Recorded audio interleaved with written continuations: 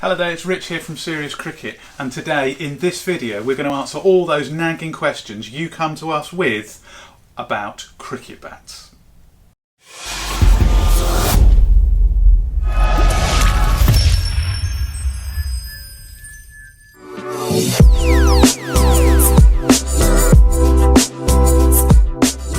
Okay, we need to knock in our cricket bat to protect that bat and give it as much performance as possible. We do that by using a bat mallet. We hit the middle of the bat, we go down the edges and we do little slice edges as well. We're looking to do that because we need to compress the fibres of the bat a little bit further so that we can then gain that maximum performance back out of the bat when we're using it for match play. We've put together a fantastic video on how to knock in your cricket bat, and we'll put a link in the video. Oiling the cricket bat, looking at putting a couple of drops of oil on the bat. We can use a cloth or a bit of kitchen roll, wiping that oil into the bat on the exposed wooden areas. Please avoid the stickers. Here we've got a bat face on this bat, and also avoid the splice area. And the reason we're doing that is that we want to keep the bat as supple as possible, and also if the bat dries out it will potentially crack as well.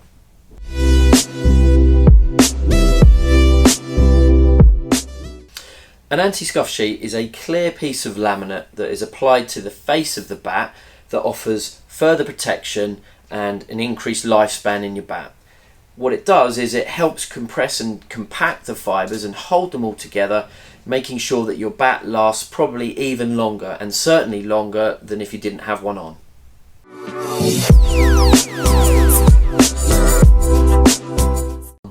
Okay, so the short answer is yes, you can still oil your cricket bat with an anti-scuff sheet on. So it's on the front, so we're going to oil the back of the bat, so a couple of little drops, going to rub it around with fingers or a cloth around the exposed wooden surfaces, avoiding of course the stickers. We don't want those to come off, and we're also going to avoid that horrible area of the splice. We'll go all the way around the bat. To store it, we're looking then to store it bat face down so that gravity takes its effect. We have put together another video on how to oil your bat and why, a lot more detail in it. We'll put a link into the video here so you can have a good look through. In terms of knocking in the bat with an anti-scuff sheet on, yes, you can do that. We can use a mallet or we can use a machine. Machines are obviously not available at home, but they are through your retailer and local manufacturers. Looking to hit on the main areas of the bat that you're going to use. We have put together a video with much more detail on how to knock in your cricket bat, and we'll put a link into this video for you to have a look through.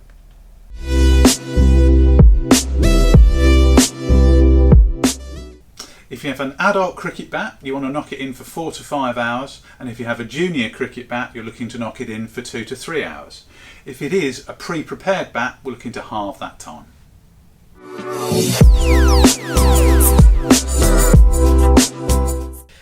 So one of the most popular questions we get asked a lot is, how long will my bat last? It's also the most difficult question to ask, and there's not an exact answer. So what I'm going to try and do is give you lots of the variables as to what you should expect. If you've got a junior cricket bat, it should last you the time that you are in that size bat. So if you're using a size 5 and it lasts you a season or maybe 2 seasons, you're probably going to outgrow the bat before you outuse it. If you're looking at an adult bat, well, that's a tricky one. I would say you should be aiming to score at least 1,000 runs with your adult bat. Now, for some cricketers, that might be 1 or 2 seasons. For others, that might well be 10. Key factors that are going to influence that: how you store the bat, how you prepare it before you first use it, and then ultimately how you look after the bat. We've got lots of other videos on bat preparation. Have a look at those. They're going to help you maintain the lifespan of your bat. Ultimately, you want it to score a lot of runs. Look after your bat, it's going to last longer.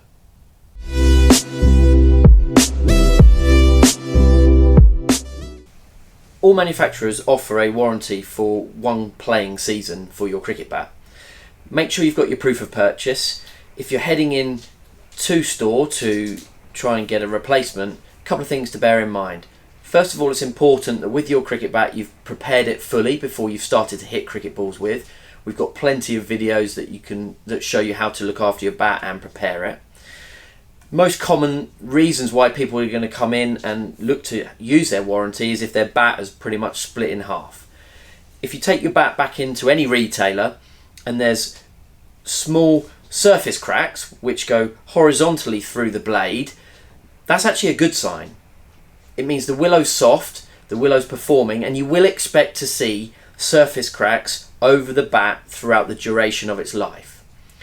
If, however, you get cracks appearing that go vertically through the blade, so down through the face or through the toe, then that will be more of an area of concern. Before any vertical cracks become too long, probably take your bat back into the retailer where you got it from, get some independent advice from them first, and they will probably be able to help you at that point. Sometimes bats can be refurbished or repaired, which gives them that lifespan. But in the worst case scenario of a bat completely splitting in half, yes, you'll have a warranty there with the retailer that you purchased it from.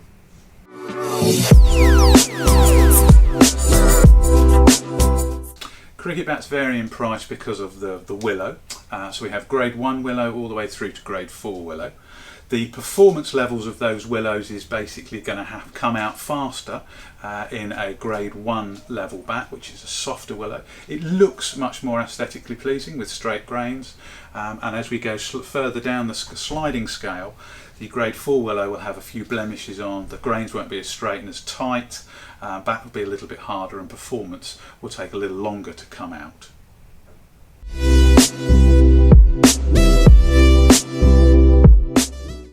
Another holy grail question is how much really should I spend on a cricket bat?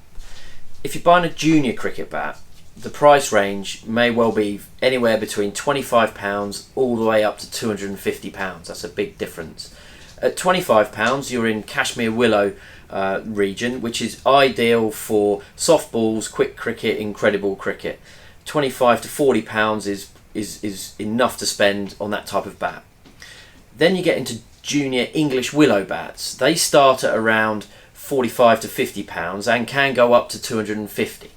Now, the reason you would spend more will be the Willow and the grade of Willow. The more money you spend, ultimately the better performing bat you're going to get. It means the ball's going to come out of the bat a lot springier and you're going to get better performance when you play those shots. In effect, a nice cover drive might go for 4 with a top end bat. It might not quite reach the boundary with a lower end bat. So that's the performance element. However, a big part of it is what level of cricket are you playing. If you're just starting, if you're just getting into the game, then a first English Willow bat should be in the region of somewhere between £50 and £75. If you start to play district level cricket or county level cricket as a junior, then you might want to start heading up through the price bands to get something that's going to give you better performance against the better bowlers. Ultimately, it's also going to come down to your budget and what you can afford to spend and what you want to spend on your junior bat.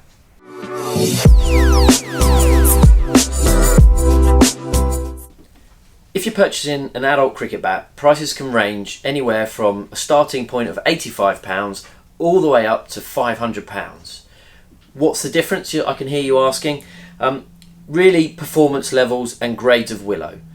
£85 to £150, you're starting in sort of grade 4 Willow and you're going all the way up to grade 1. The difference being the performance of the Willow itself.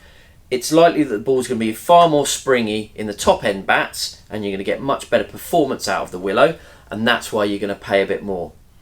The irony of that is the more expensive bats are often a lot softer, so they don't always last quite as long, but you get much more performance for the money that you're spending. Other factors you should consider is the amount of cricket you're playing. If you're playing twice a week and cricket is your thing, then you might end up spending slightly more.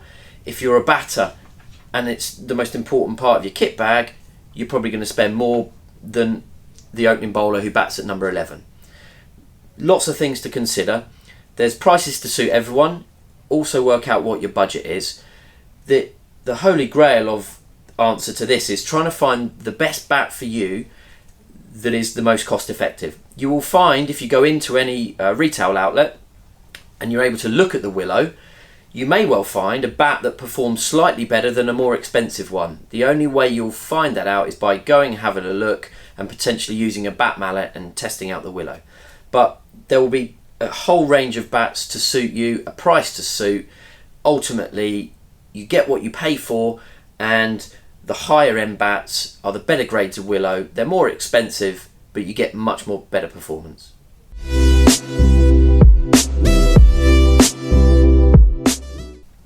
Okay, so a toe guard is essentially going to protect the bottom of the bat, the toe of the bat, and it protects it in two ways. One, it provides a little bit of impact protection, and two, it provides a little bit of protection between the ground, water getting up and sort of getting in between the grains and splitting the grains of your precious bit of wood. Some bats do come with them. You can buy a toe guard and put one on.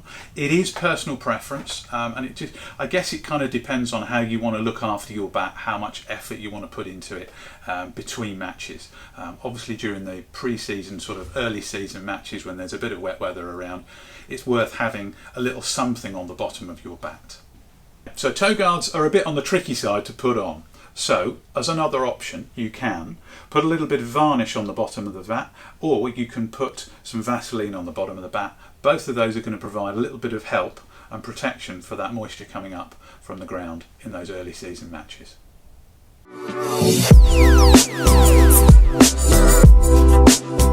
So, it's important we look after our cricket bat when the season's finished at the end of September. If you're not going to be using your bat until the following season, then I would suggest you put a light coat of raw linseed oil on it at the end of the playing season. Normally July, August, September is reasonably warm, and that's when the bat starts to dry out. So if we get a little bit of oil on it before you put it to bed in effect for the winter, that would be perfect. Then you're going to need to make sure you store it, and this is important, that you store it in a cool, dry place. It doesn't want to be next to a radiator or anywhere really hot. Likewise, it doesn't need to be anywhere where it could get damp. We want to keep it in a cool, dry place. If it's inside your bag somewhere, then make sure it's just got either some padded cover, or you can get back covers, either in one of those or just inside your normal bag in a padded area. It doesn't want to be next to your bowling spikes. Then, before the season starts, the next season, get your bat out again, have a look at it. If this might be a good time to assess whether it needs to be refurbished. Get your bat ready for the next playing season. Lots of retailers will offer that service. Pop down to your store in January, February time. Give your bat a bit of a makeover so you're ready for the next season. If you're continuing to use your bat all the way through the winter, as lots of people do with winter training, then I'd still recommend a light coat of oil at the end of the summer. Keep it in the cool, dry place where you can, and then look after it as you would do normally through a normal season.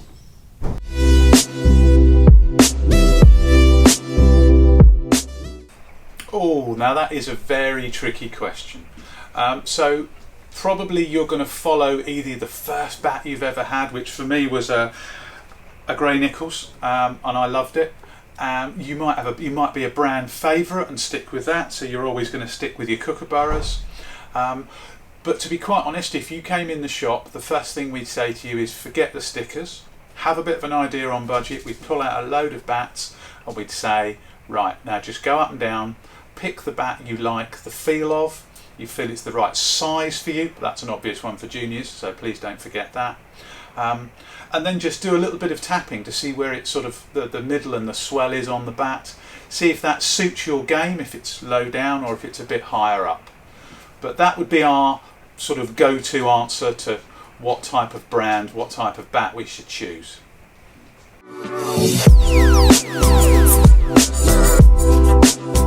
Okay, so the answer here is a little bit yes, but mostly no.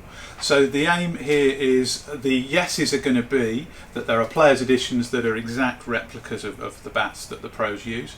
But let's not forget the pros are going to have bats that are specially selected for them by the manufacturers. They're going to have little sort of nuances that are particular to their game. So that's going to be the main difference. But I tell you what, the shapes, the feels, the balances, they're going to be very similar, especially at that grade 1 level. There's not going to be a lot in it. Obviously the further down you go, the answer in the grades of Willow, the answer is no, they're not going to be the same.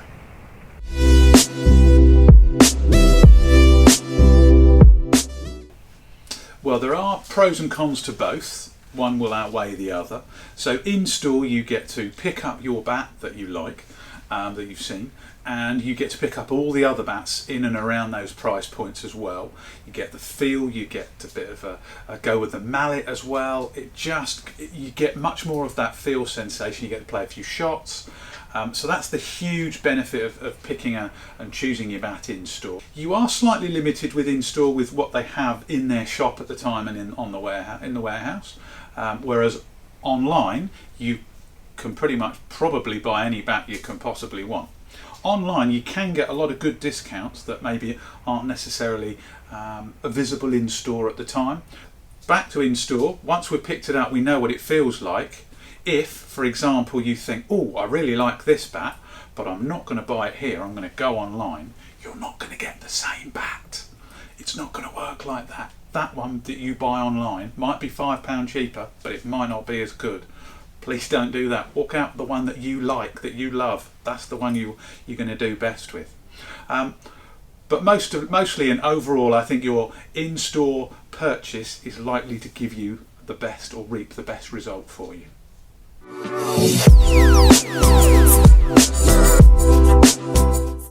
English Willow cricket bats. 90% of English Willow comes from J.S. Wright's, which is a willow grower over in Chelmsford in Essex. The willow then arrives with the bat manufacturers themselves, who will then normally have a master bat maker. At this point, the master bat maker will look at the willow and they will subjectively assess it, mainly by sight, on what they deem to be their grade 1, grade 2, grade 3 and grade 4 pieces of willow. As in other videos that you'll have seen from us, the willow is graded often by the number of grains in the bat, which will often lead to how soft the piece of willow is. Any blemishes will probably move it down a grade, and how many grains that are in there and how straight they are. That's what they'll be looking for. Now, it's a bit of a dark science. What you're ultimately looking for is, you'll find, particularly if you go in store, there'll be some bats that have been graded as a grade 2 but perform like a grade 1 piece of willow. That's the holy grail. That's what you're searching for. The grade 3 that plays like a grade 2 or the grade 2 that plays like a grade 1. Invariably, you might also find that a grade 1 piece of willow sometimes plays a little bit more like a grade 2. Best way to ensure you know what you're getting for, visit in store, grab a bat mallet and feel it yourself. Then you know exactly what grade you're getting and what the performance is going to be like.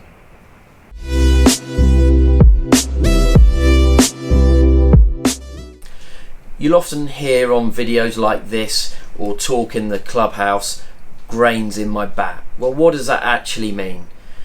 So, a bat that's got more grains in it that are straighter, tightly fitting, like this example here, will mean that it's likely to be a grade 1 piece of willow.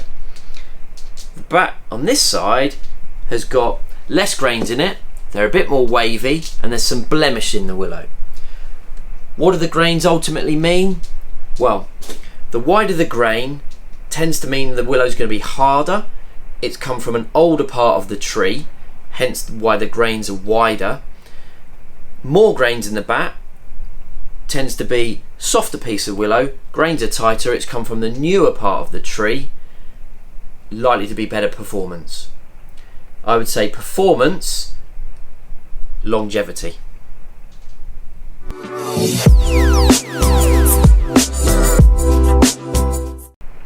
Okay, first up, it's personal preference as to whether you want to do that.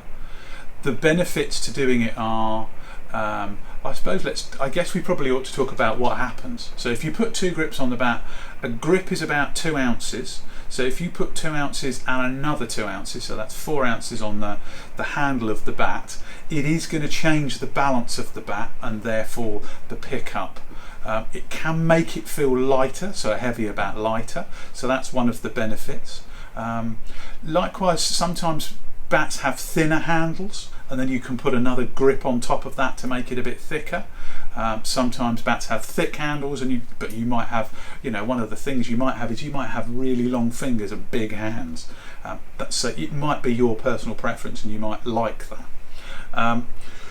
If you do choose to have 2 grips on a bat, we would recommend that you put a chevron style grip on underneath, and then you can put something over the top of it.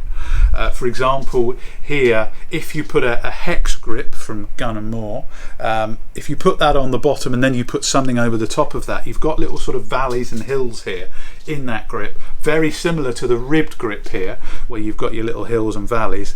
And if you put something over the top of that, it's going to feel really strange and weird in your hands. Now, you might like that, you might not, but the majority of people tend not to. So it really does come down to personal preference.